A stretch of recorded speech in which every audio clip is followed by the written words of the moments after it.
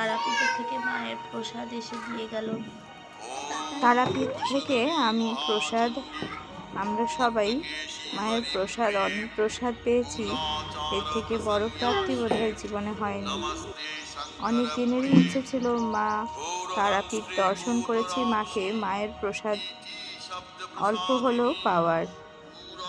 আজ বিকেলবেলায় অফিসেরই দেবদা, যার গাড়িতে করে আমরা গিয়েছিলাম, তিনি এসে বাড়িতে প্রসাদ দিয়ে গেছেন।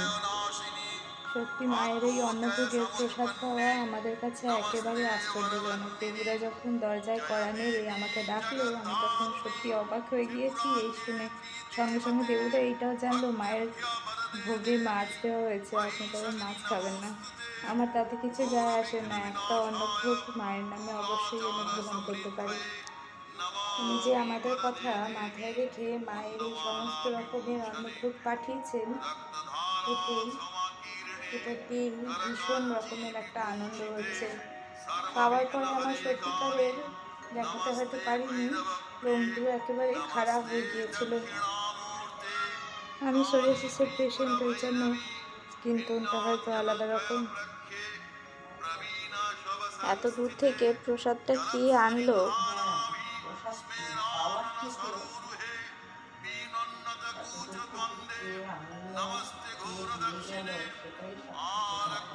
আমাদের প্রাপ্তি ছিল, প্রাপ্তিযোগটা ছিল বলেই বোধহয় আমরা পেয়েছি।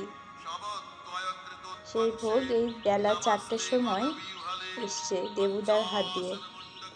প্রসাদের মধ্যে দিয়েছেন মাছ ভাজা, আলু ভাজা, ফুলকপি, বেগুন ভাজা, পটল ভাজা, পায়েস ও পোলাও।